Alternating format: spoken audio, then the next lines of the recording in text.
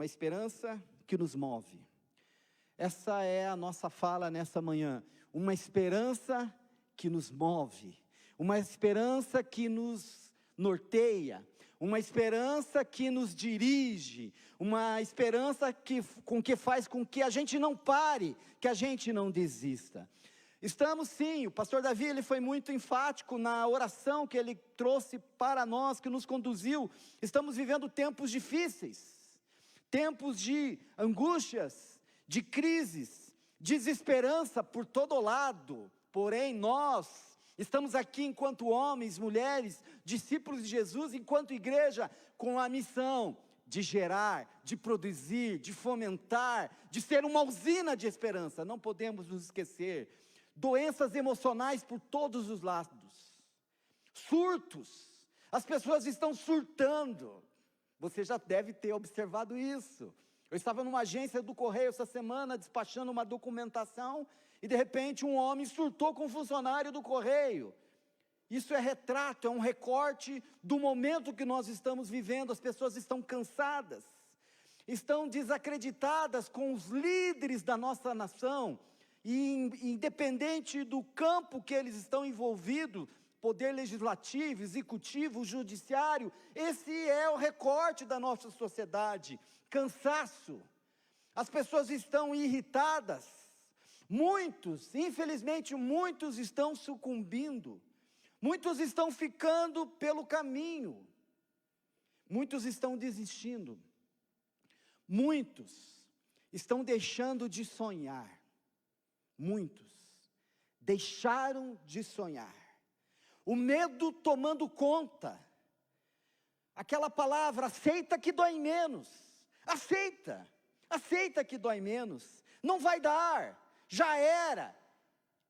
Isso é o que está movendo nas entrelinhas, aquilo que nós estamos ouvindo nesse tempo, dias difíceis, dias de medo, pavor, dias de ameaças, de intimidação.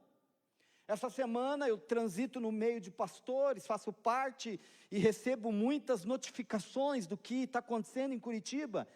Só essa semana, 3, 4 pastores faleceram, vítimas de Covid. Homens que estão na frente, porque isso faz parte da nossa vocação, do nosso papel, de sermos humanos. O medo atrofia, não se esqueça disso. E o medo traz pavor. O medo paralisa, o medo adoece, o medo pode matar. Guarda isso. O medo atrofia, o medo paralisa, o medo adoece e o medo pode matar. Tem gente morrendo de maneira lentamente, com medo, sem perspectiva, sem esperança. Mas eu não estou aqui para falar de medo. O medo é real, é fato. Eu estou aqui para falar de esperança, porque nós temos o papel, temos um encargo de sermos profetas de esperança.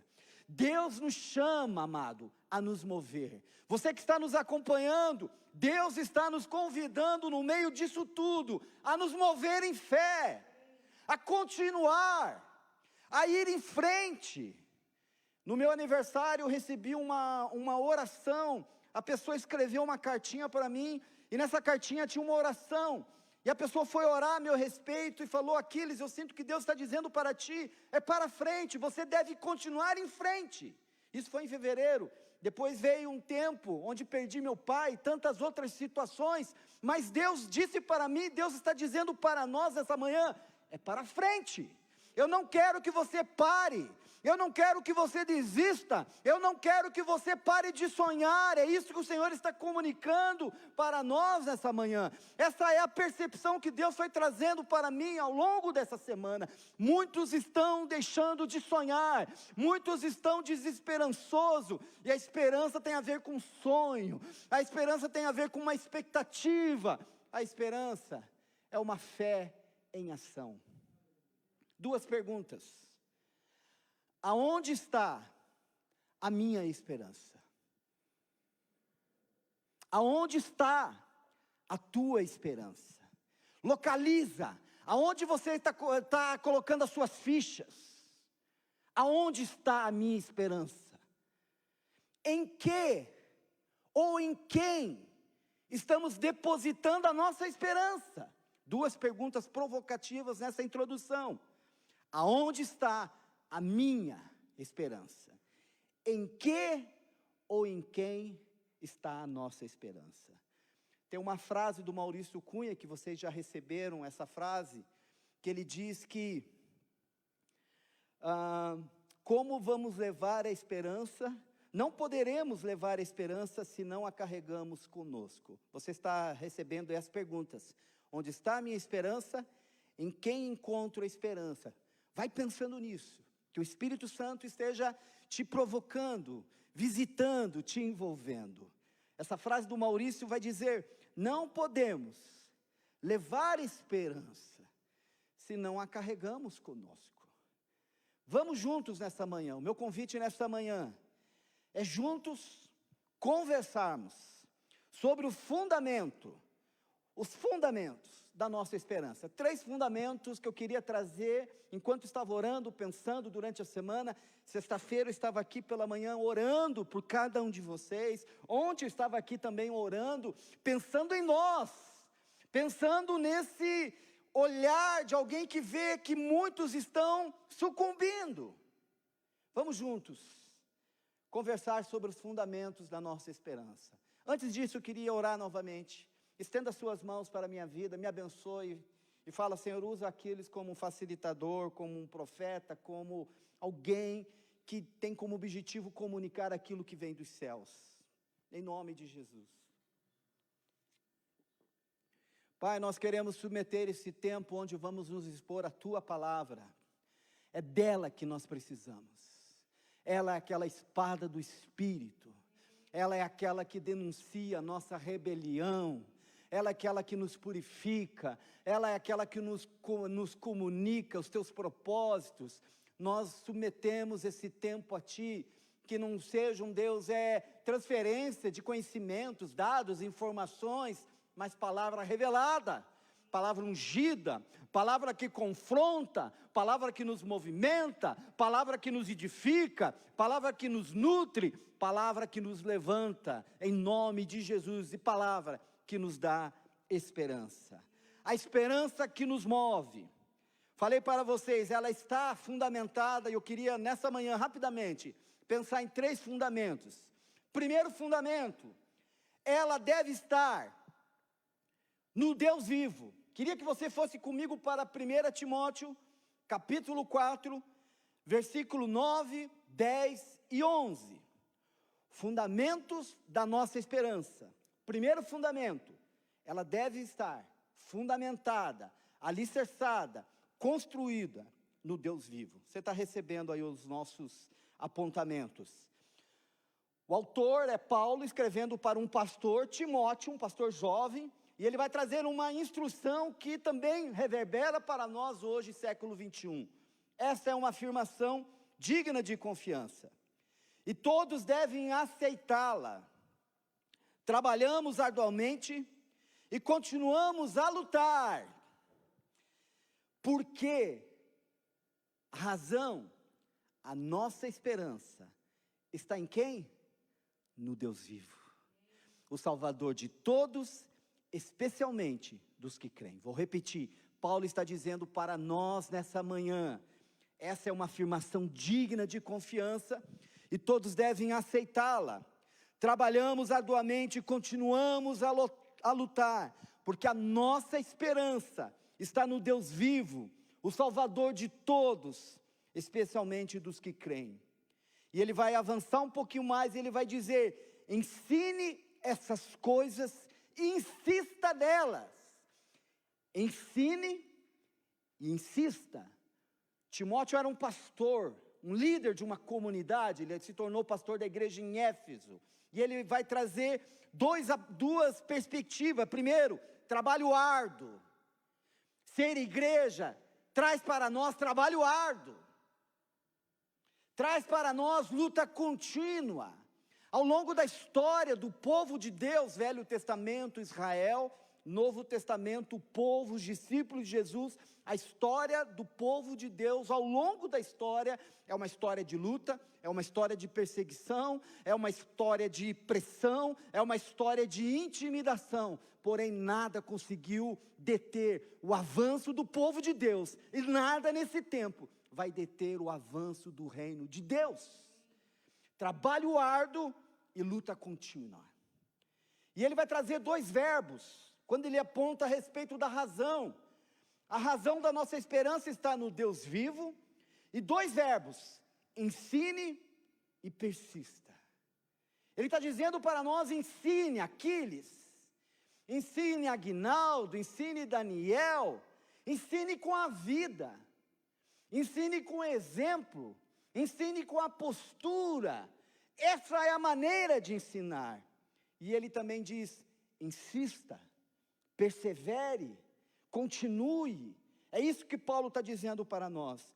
Um outro verso que eu gosto, está em Hebreus capítulo 10, versículo 13, você também já recebeu esse cardzinho nosso em algum momento, dentro desse material do Gerando Esperança.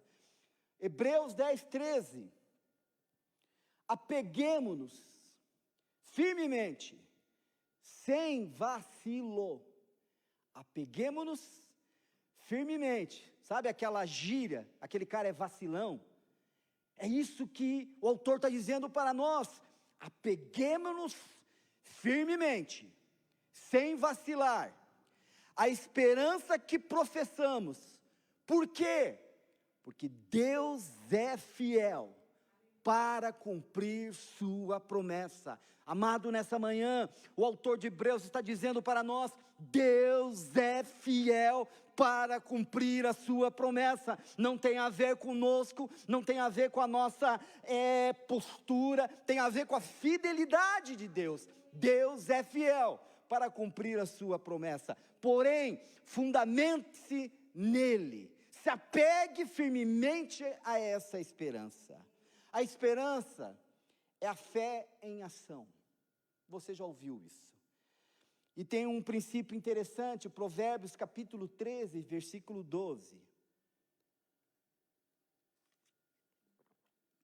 Provérbios 13, 12. Na NVT, que é a nova versão transformadora, vai dizer: a esperança adiada faz o coração ficar doente, mas o sonho realizado é árvore de vida. Vou repetir. A esperança adiada faz o coração ficar doente, mas o sonho realizado é árvore de vida. Em outras palavras, o que o autor está dizendo é, a falta de esperança adoece. A falta de esperança enferma. A falta de esperança é como que um desespero silencioso de alguém que está adoecendo, morrendo. Mas o sonho realizado é a árvore da vida. E nessa manhã eu estou aqui para dizer, Deus quer cumprir suas promessas em nossas vidas. Deus quer que você não pare de sonhar, não pare de acreditar, não desista, não pare, não sucumba, é para frente. Um segundo apontamento, fundamenta-se a razão da nossa esperança, ou a esperança que nos move. Primeiro, tem a ver com fundamentar-se no Deus vivo.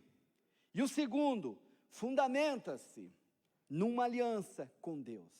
Queria ir com você para o texto de 2 Samuel, capítulo 23, versículo 5.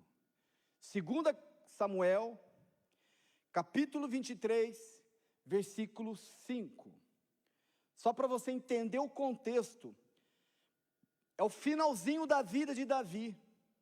Davi está suspirando ali, ele está nos últimos momentos ali da sua vida, ele está transicionando o trono para Salomão, e ele está tendo um momento profético, porque se você olhar o contexto, ele está profetizando, e ele vai trazer algo fantástico. Ele vai dizer no versículo 5, acaso não foi minha família que Deus escolheu? Sim, Ele fez comigo uma aliança sem fim, bem definida e garantida nos mínimos detalhes, e Ele me dará segurança e êxito. Davi está ali fazendo uma retrospectiva da intervenção de Deus, do favor de Deus, das bênçãos de Deus sobre a sua vida. Foi Deus o que o tirou do anonimato para ser o líder da nação de Israel. Ele está ali também trazendo esse flashback do passado, mas olhando para o presente e apontando para o futuro, porque ele sabia que a dinastia dele seria responsável por um futuro brilhante para a nação de Israel. As últimas palavras de um homem, Davi, que reconhece o agir de Deus em sua vida, seu papel enquanto líder e rei da nação. Ele fala de uma aliança sem fim, que se materializa em Jesus. Uma aliança bem definida, uma aliança garantida nos mínimos detalhes. E ele diz ali no final do capítulo 5, ali no versículo 5, ele, olha a confiança desse homem, ele, Deus, me dará segurança e me dará êxito. Ele me dará segurança e êxito. Ele está falando do presente, mas também está descansando, ele está findando a sua vida, mas ele sabe que o futuro é de êxito. Uma aliança com Deus, amado, e aqui eu queria chamar nossa atenção para isso. Uma aliança com Deus nos nutre. Uma aliança com Deus nos alimenta. Uma aliança com Deus dá esperança. Sexta-feira eu estava orando aqui, estava lembrando de 2017, eu estava ali, na primeira fileira daqueles bancos de madeira. E nós tivemos ali, quando fizemos um pouquinho antes da nossa integração, nós tínhamos o Kairos, que era uma noite de oração, de adoração, e passou por aqui alguns homens de Deus, alguns profetas. E sexta-feira eu estava aqui orando, e lembrando de promessas que Deus fez para mim, mas promessas que Deus fez para essa casa, promessas que Deus fez para esse lugar. É nessa palavra que eu estou fundamentado, é nessa direção, nessa palavra profética que nós devemos nos fundamentar. E quanto a você, quais foram as palavras que Deus disse a teu respeito? Quais as profecias? O que Deus tem falado para ti nesse tempo? Se apegue firmemente à promessa que Ele te deu, porque Deus é fiel para cumprir. Amado, a nossa fé não pode ser circunstancial. Tem muito crente balançando, porque a fé dele estava baseada numa vida bem-sucedida, ou em ter coisas. A nossa fé precisa ser uma fé nele, não uma fé de entretenimento, não uma fé de uma religião, mas uma fé numa pessoa, num relacionamento com Jesus, num relacionamento com Deus, numa relação com o Espírito Santo que reside dentro de nós, e que nos ajuda em nossas fraquezas. Nossa fé não pode ser circunstancial, é uma fé naquilo que Deus falou, e naquilo que Deus está falando. Eu olho para trás, e quem me conhece sabe, eu tenho até algumas fitinhas gravadas, de palavras proféticas que foram liberadas sobre a minha vida, e de vez em quando eu volto, revisito, oro a respeito disso. Nesse exato momento, estamos vivendo algumas coisas enquanto família, de promessas que Deus nos fez lá atrás. Estamos vivendo algumas palavras proféticas, ou cumprimento de promessas, de sonhos, de visões que Deus deu lá atrás. Aonde está a sua confiança? Em que ou em quem ela está fundamentada? Olhemos para Ele, não os nossos recursos, não as nossas expertises, não as nossas competências, nossas conquistas. Não dê também, amado, ouvido ao diabo, porque o diabo é bom no trabalho dele. A palavra diabolos, acusador, difamador, caluniador, se tem algo que ele tem uma expertise, é de gerar medo, de gerar mentira. Ele é o pai da mentira. E talvez nesse exato momento ele está dizendo para você, desista. Nesse exato momento ele está dizendo, não vale a pena. O Senhor está dizendo para você: eu te amo, eu tenho um propósito com a tua vida, olhe para mim, ouça minha voz, olhemos para Deus. Você já ouviu essa frase? A questão não é para onde vamos, é com quem que nós estamos indo, nos movendo. Deus está nos dizendo, no meio de tanta complexidade, nos mover. Ele não vai nos dar o quadro completo, Ele vai dando pistas, e à medida que nós vamos entendendo a voz dEle, nós vamos avançando. A fé é um verbo, a fé é uma ação.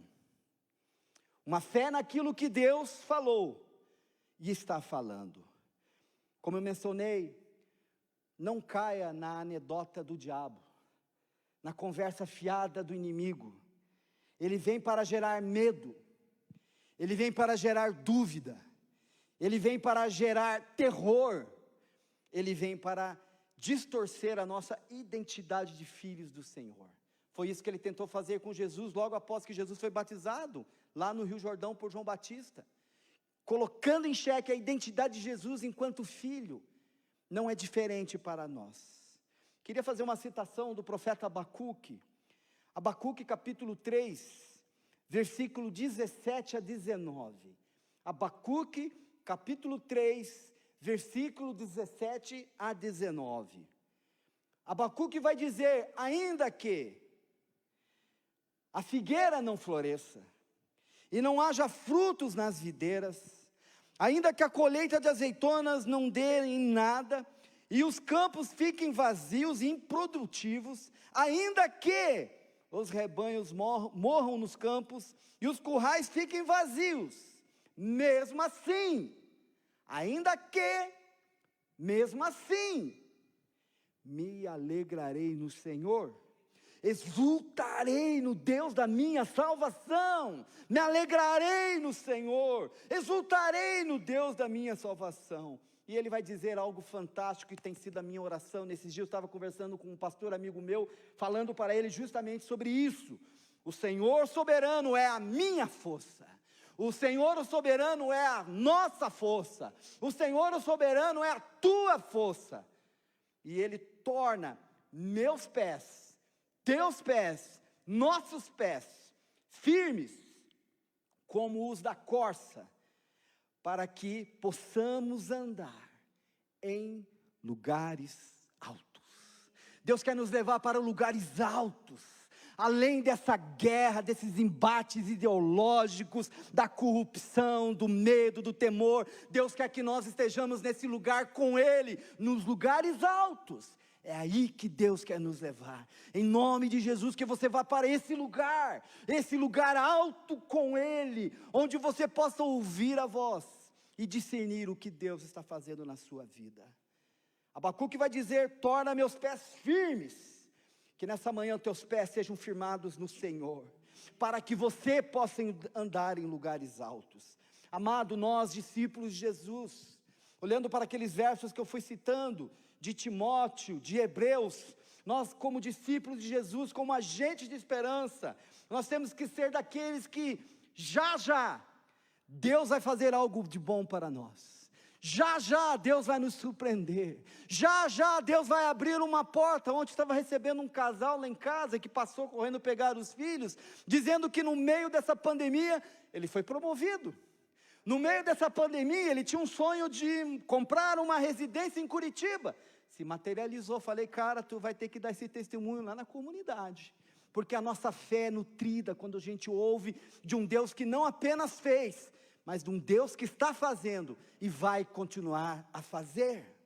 Já Deus vai fazer algo de bom para nós.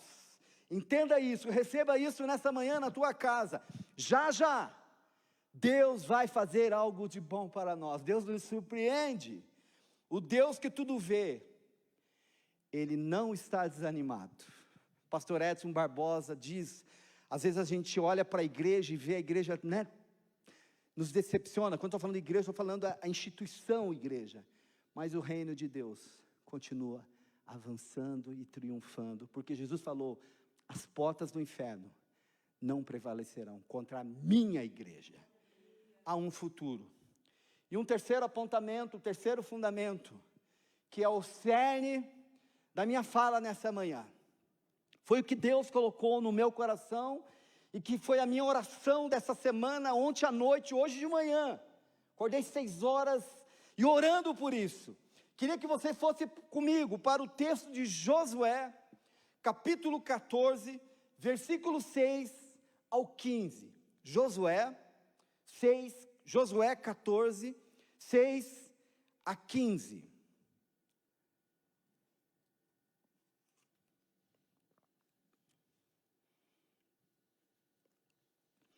O terceiro apontamento que eu trago nessa manhã é ter um Hebrom. Você vai entender. Ter um Hebrom. Um Hebrom é uma promessa. O Hebrom é um sonho. Josué 14, a partir do verso 6. Uma delegação da tribo de Judá, liderada por Caleb, filho do quenezeu Jefoné, foi a Josué em Gigal. Caleb disse a Josué: lembre-se de que o Senhor disse a Moisés, o homem de Deus, a respeito de você e de mim, quando estávamos em Cades Barneia. Eu tinha 40 anos quando Moisés, servo do Senhor, me enviou de Cades Barneia para fazer o reconhecimento da terra de Canaã. Eu voltei e lhe dei um relatório verdadeiro. Mas meus irmãos israelitas que foram comigo assustaram o povo de tal maneira que eles se encheram de medo. De minha parte, segui o Senhor meu Deus de todo o coração. Por isso, naquele dia, Moisés me prometeu solenemente: a terra de Canaã, na qual você caminhou, será... Voltando aqui. Por isso, naquele dia, Moisés me prometeu solenemente: a terra de Canaã, na qual você caminhou, será herança permanente para você e seus descendentes. Pois você seguiu o Senhor, meu Deus, de todo o coração. Agora, é Caleb dizendo para Josué: agora, como você vê, todos esses 45 anos, desde que Moisés disse essas palavras, o Senhor me preservou como havia prometido, mesmo quando Israel vagava pelo deserto. Hoje eu estou com 85 anos, continuo forte, como no dia em que Moisés me enviou, e ainda posso viajar e lutar tão bem quanto naquela época. Portanto, dê-me a região montanhosa do que o Senhor me prometeu. Você certamente se lembra de, enquanto fazíamos o reconhecimento da terra, descobrimos que os descendentes de Anak viviam ali em grandes cidades fortificadas. Mas se o Senhor estiver comigo, eu os expulsarei da terra, como o Senhor prometeu. Então Josué abençoou Caleb, filho de Jefoné, e lhe deu um Hebrom como sua porção de terra. Até hoje Hebrom pertence aos descendentes de Caleb, filho do quenezeu Jefoné, pois ele seguiu firmemente o Senhor, o Deus de Israel. Antes disso, Hebrom era chamada de Kiriat Arba, uma homenagem a Arba, um grande herói dos descendentes de Anak, e a terra descansou da terra. O terceiro fundamento dessa esperança que nos move deve estar fundamentado em ter um Hebrom. Ter um Hebrom. E um Hebrom aqui contextualizando um propósito, um sonho, uma promessa, um objetivo, uma meta. É o que Caleb está dizendo para Josué no texto. O contexto é de uma conversa entre dois amigos de longa data. Eles eram espias, você conhece a história. Números capítulo 13, Números capítulo 14, Números capítulo 12, aqueles príncipes que foram enviados à terra de Canaã para espiar a terra. Eles são enviados. A palavra Cades Barneia, ou Cades Barneia, significa transição, lugar estratégico. E eles são remanescentes de uma geração que tombou no deserto. Como mencionei, Cades Barneia significa lugar estratégico, fronteira, transições. Eles estão ali na marca do pênalti, para entrar na terra prometida, de fazer o gol. porém 10 homens, está lá, Números capítulo 13, e no texto Caleb faz menção a isso, desanimaram o povo, deram um parecer de caos, um parecer de medo, um parecer de intimidação, olharam para a condição humana quando viram os gigantes. Tempo estratégico, porque Cades Barnea é tempo estratégico, e nós estamos vivendo esse tempo de mudanças, de transições, e nós vamos ter que fazer uma escolha, amado, a quem nós vamos ouvir. A gente está ouvindo só coisa ruim. Se você ligar a tua TV e ficar diante dela, só coisa ruim. Filtre o que você ouve. Filtre os recortes de notícias que chegam para ti. Não estou dizendo para você ficar alienado, não assistir jornal, não é isso. Mas eu queria que você ouvisse mais o Senhor. Fique com aquilo que o Senhor está dizendo. Fique com aquilo que o Senhor está comunicando. Esses 10 homens geraram medo. Esses 10 homens geraram terror. Apavoraram o povo. E toda uma geração que tinha uma promessa sucumbiu no deserto. Daquela geração que saiu do Egito, apenas 2 homens que saíram, entraram na terra prometida. Justamente, Josué e Caleb. Tempo estratégico é tempo de mudanças. E eu falei sobre esses dias aqui, sobre percepção espiritual. É tempo de transições. E aí a gente precisa localizar aonde está a nossa esperança. Em quem nós estamos depositando as nossas fichas. Deserto, porque o Cades Barnea tem a ver com isso, transição fronteira. Ou você passa por ele, ou você morre no deserto. E em nome de Jesus, como um amigo, como um pastor, o meu desejo, a minha oração é que você passe pelo deserto, que você passe pela transição, que você rompa com medo e que você receba o seu Hebron, a sua herança, o seu sonho, o seu propósito. Interessante, você não precisa ler comigo, mas é interessante em Números capítulo 14, versículo 23 a 25, quando Deus dá uma sentença àqueles espias: jamais verão a terra que jurei dar aos seus antepassados. Nenhum daqueles que me trataram com desprezo haverá. E o desprezo aqui, a gente traduz como incredulidade. Eles ficaram com aquilo que o povo, os espias estavam dizendo, não com aquilo que Deus estava dizendo. Meu servo, ó, Deus falando de Caleb, meu servo Caleb, no entanto, teve uma atitude diferente dos demais, permaneceu fiel, permaneceu fiel a mim. Por isso, olha essa chancela, essa aliança de Deus com Caleb, por isso, eu mesmo o farei entrar na terra, do qual ele fez o reconhecimento, e seus descendentes tomarão posse dela. Se cumpre ali em Josué capítulo 14, ele está com uma comitiva vindo de Judá, para tomar posse de um sonho, de uma herança, de 45 anos antes. E 45 anos depois, Caleb está se dirigindo a Josué, e relembrando as intervenções de Deus e suas promessas a ambos. 2 apontamentos aqui no ponto 3, sonhos, guarda isso, sonhos não envelhecem, ele está sonhando, ele está vivo, 45 anos se passaram, mas ele está vivo, porque o sonho estava nutrindo Caleb, o sonho lhe deu um propósito, o sonho lhe deu uma causa, o sonho lhe deu uma razão, ele está ali com disposição, ele diz: eu estou como naquele tempo, e eu vou lutar, e eu vou partir para cima. Algo também muito importante no texto que a gente vem falando aqui, ele tinha um amigo de caminhada e de perseverança na jornada da fé.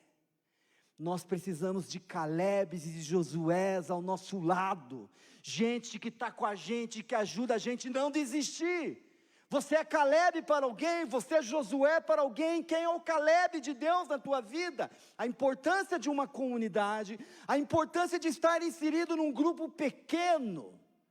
Quanto mais isolado você estiver, principalmente nesse tempo, mais suscetível você se torna. Precisamos de amigos. Essa semana eu estava tomando um café com um amigo meu, e eu chamo ele de Josué, ele sabe de quem eu estou falando. Tomando um café ali, pertinho da rua 15, conversando sobre aquilo que Deus está fazendo na nossa vida. Ele relatando para mim das intervenções, dos milagres de Deus. E quanto a você? Caleb tinha um Hebron. Caleb tinha uma promessa. Um sonho que o manteve vivo. Um sonho que lhe deu vida. Um sonho no qual ele estava apegado, agarrado. O Hebron, como mencionei, lhe deu vida. O Hebron lhe deu paixão. O Hebron lhe deu razão. O Hebron lhe deu propósito. Passaram-se 45 anos. E ele diz para Josué: Josué, eu estou tão forte. Porque Hebron era a sua terra, seu território, sua herança, seu objetivo, seu sonho. Amado, sonhos não envelhecem. Eu tenho um sonho. Você tem um sonho. Nós temos sonhos. E eu queria nesse momento te provocar. Qual é o teu sonho? Qual é a promessa que Deus lhe deu? Eu não sei, mas comece a identificar. Talvez a restauração do seu casamento. Talvez a restauração de um relacionamento, talvez a mudança, uma transição de carreira, talvez a mudança de casa, a conquista de algo, uma viagem. Eu não sei qual é o teu sonho, não sei qual é o teu propósito. Talvez fazer com que a tua microempresa se torne uma empresa maior, eu não sei. Talvez morar fora do país por um tempo. Qual é o teu sonho? Sonho de casar? Sonho de ter filhos? A Bíblia vai trazer para nós, porque a Bíblia fala de histórias, de homens que sonharam propósitos de Deus. Sonhos nos movem. Sonho nos move. O porquê dessa palavra? Porque ao longo da semana nós como pastores, a Marta sabe disso, nós estamos cansados emocionalmente, pela demanda. E a gente tem observado quantas pessoas desistindo, quantas pessoas sucumbindo, quantas pessoas deixando de sonhar. E nessa manhã, como profeta de Deus, um homem de Deus, como amigo de vocês, o Senhor está dizendo para nós: sonhos nos movem. Ou de fato, paramos de sonhar. Quem tem um Hebron, guarda isso, tem razões para treinar. Quem tem um Hebron, tem razões para se manter em forma. É o texto de Caleb. Cara, 45 anos, 85, o cara está disposto a partir para cima do gigante. E você, jovem, já desistindo, entregando os bets, né? Eu estava em outro estado, falei entregar os bets. O que é entregar os bets? É algo muito aqui do sul, né? Jogar bets. Muita gente entregando bets aí, deixando de sonhar. Caleb com 85 anos, eu quero a minha herança. O Senhor me manteve vivo em razão da minha herança. Quem tem um Hebron, tem razões para treinar. Quem tem um Hebron, tem razões para se manter em forma. Quem tem um Hebron, vive de maneira responsável. Porque os sonhos não se materializam cair do céu. Deus faz promessas. Nós temos que fazer a nossa parte. Caleb, em sua fala, comunica para nós disposição em lutar, disposição em guerrear, fazer a parte que cabia a ele. Ele tinha uma palavra, ele tinha uma promessa, mas ele sabia que ainda teria que se apossar daquele território e teria embates pela frente. Amado, esse é o momento de nós irmos para frente, nesse momento de medo, onde muitos estão sucumbindo. Deus quer levantar uma geração de Calebs, Deus quer levantar uma geração de Josués. Caleb vai dizer: tenho vigor, Estou forte como naqueles dias, Josué. Tem gigantes, estou ciente. Mas se o Senhor estiver comigo, eu vou passar por cima de todos os gigantes. Nos remete a Davi com Golias. Parta para cima dos seus gigantes. Parta para cima das suas impossibilidades. Nessa manhã o Senhor está dizendo para nós, é para frente, se mova em esperança, se mova com um propósito. Eu estou falando com pessoas que talvez estão querendo reformar a sua casa, estão querendo ir para um espaço maior. Eu não sei qual é o teu sonho, eu estou aqui provocando você. Um sonho de um bistrô, um sonho de um restaurante, eu não sei, de uma empresa, eu não sei, de dar aula. Qual é o teu sonho? É o teu sonho. Eu tenho que identificar o meu. E eu estou trazendo alguns aqui que eu estava ali meio, desistindo. E ontem aqui orando, sexta, alguns sonhos. Quais são os seus? Nesses dias sombrios, difíceis, que o futuro é assustador, com falência de sonhos, porque Jesus vai dizer isso em João 10, o ladrão vem para matar e destruir, roubar sonhos, se apossar daquela semente. Nesse exato momento estou semeando uma palavra que é a palavra do Senhor, mas como que está o solo do teu coração recebendo essa palavra? Você é responsável em orar por essa palavra. Nesses dias sombrios, difíceis, que o futuro é assustador, com falências de sonhos, o que tem de gente em depressão, gente que está parando pelo caminho. O Senhor quer que a gente se nutra nele e que a gente possa também nutrir a outros. Dias de medo, de angústia, muitos sucumbindo, acomodados com a mera sobrevivência. Precisamos de um Hebron. Amado, você precisa de um Hebron. Eu preciso do meu Hebron. Estou listando meus Hebrons. Hoje de manhã eu estava ali, acordei 6 horas, fui orar fora do meu apartamento. E o meu Hebron, eu tenho algo bem específico nesse tempo, estou orando por isso. Nós precisamos estar preparados para quando a oportunidade chegar. Vocês ouviram quando eu falei de Neemias. Neemias vai orar, e ele pede uma oportunidade diante do rei. E quando a oportunidade chegou, ele estava preparado. Ele diz, eu preciso disso, preciso daquilo outro. As oportunidades vão chegar, Deus vai abrir uma porta para ti em nome de Jesus. Mas você tem que estar preparado. Estamos preparados? Neemias estava. E você? Caleb, quando chegou o momento oportuno, ele estava preparado, ele estava vivo, animado, encorajado. Quem tem um Hebron, tem uma agenda, tem um checklist, tem um foco. Quem tem um Hebron sabe que vai ter que fazer algumas renúncias. Talvez romper com amizades que não são amizades que te levam para perto de Deus. Quem tem um Hebron sabe que vai ter que fazer sacrifícios, estudar, ralar, orar mais, se aproximar mais de Deus, estar mais conectado com a comunidade.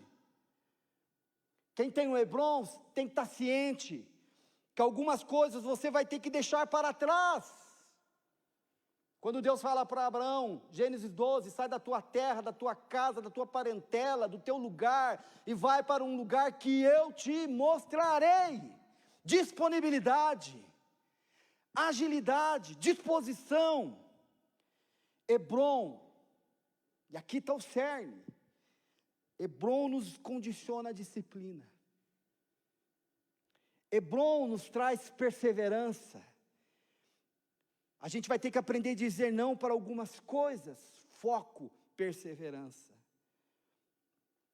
Qual é o teu sonho? Estava orando e pensando a respeito de alguns exemplos na palavra. Caleb era a sua porção de terra.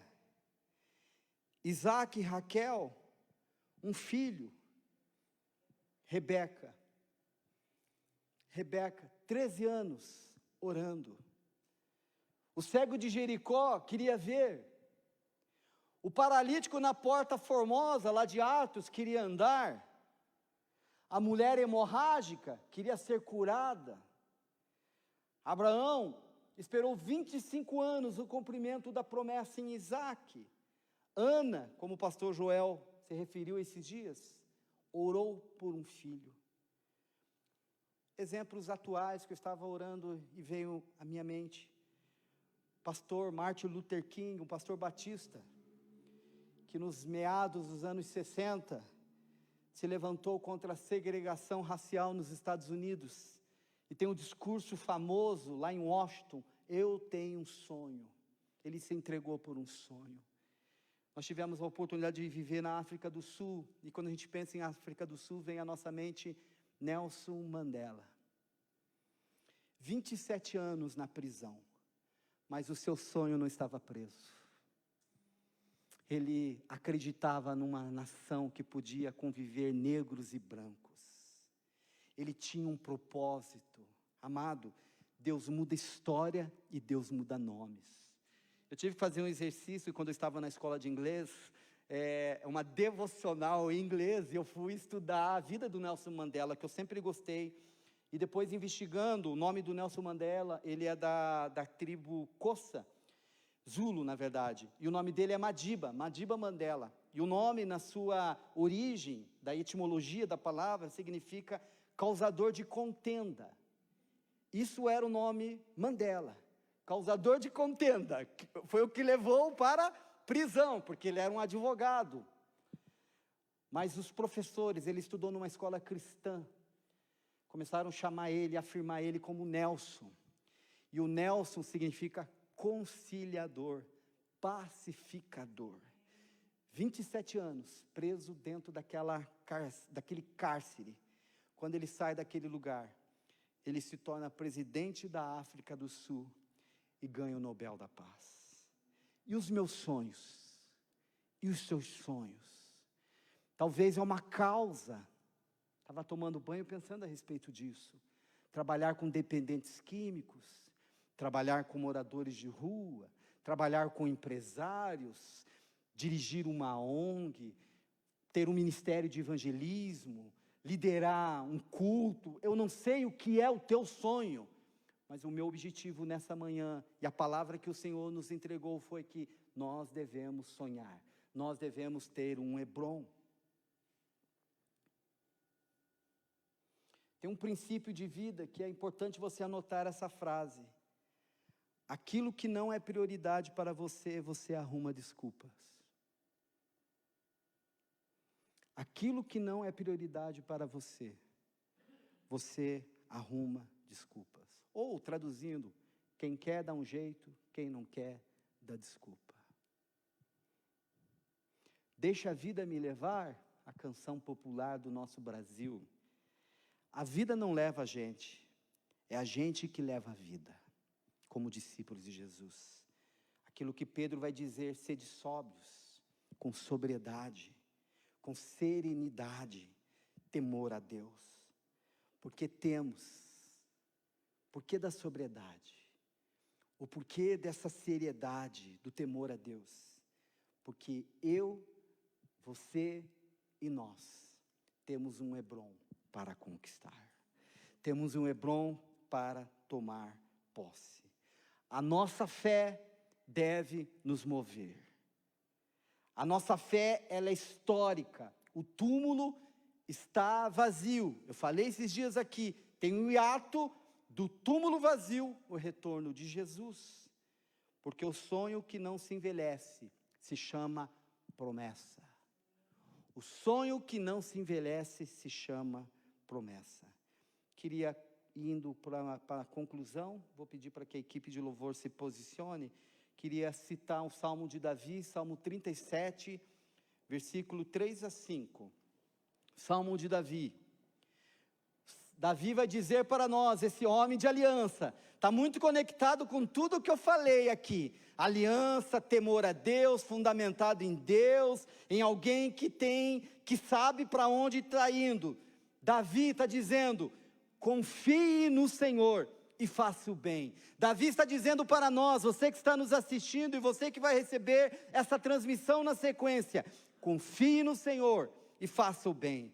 E você viverá seguro na terra e prosperará promessa de prosperidade. Confie no Senhor, faça o bem, e você viverá seguro na terra e prosperará. Busque no Senhor a sua alegria. As perguntas provocativas, aonde está a nossa esperança? Davi está respondendo: busque no Senhor a sua alegria, e Ele lhes dará os desejos do seu coração. Entregue seu caminho ao Senhor, confie nele, e Ele o ajudará. 3 verbos: confie, busque, entregue. Nessa manhã o Senhor está dizendo para ti, Lu: confie, busque, entregue. Aila: confie, busque, entregue. Letícia, Arthur, Elianderson, Kate, Teco: confie, busque, entregue. Confie no Senhor e faça o bem. Deleita-te no Senhor.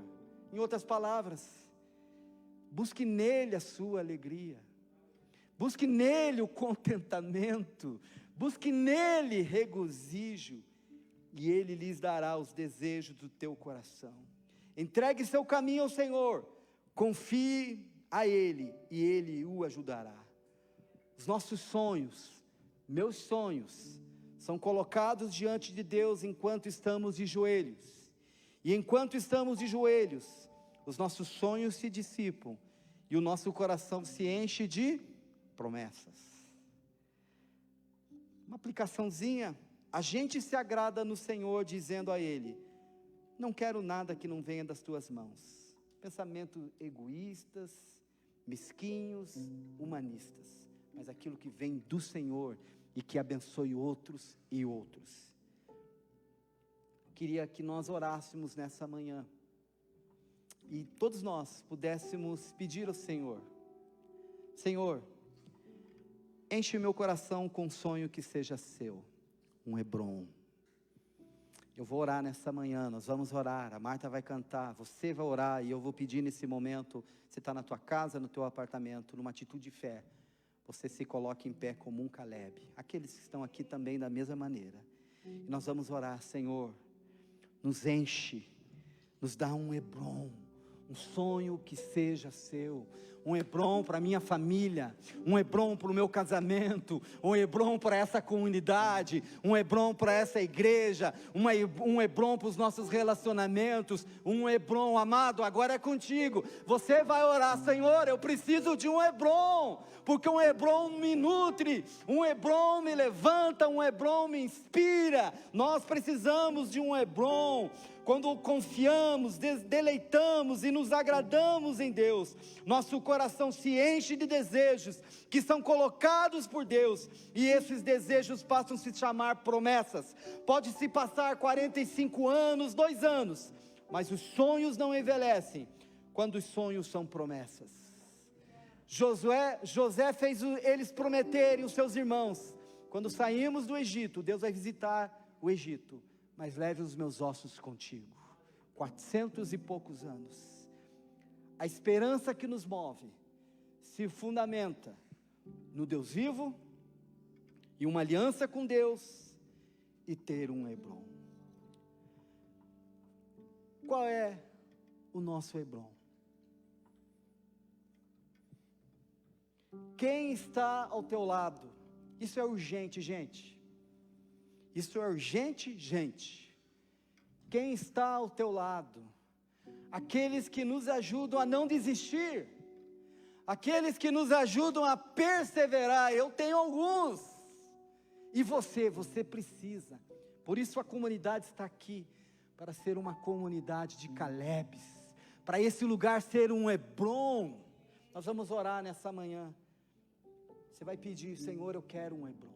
Erga a tua voz. A gente vai abrir agora um momento de intercessão, de consagração. Duas perguntas: o que é o meu Hebrom? E quem está ao meu lado? Vamos orar? Comece a orar aí na tua casa. Vocês estão presentes, comece a orar. Comece a dizer: Senhor, eu preciso de um Hebrom. Eu preciso de um Hebron. Senhor, quero voltar a sonhar. Senhor, eu quero voltar a ter esse espírito ousado.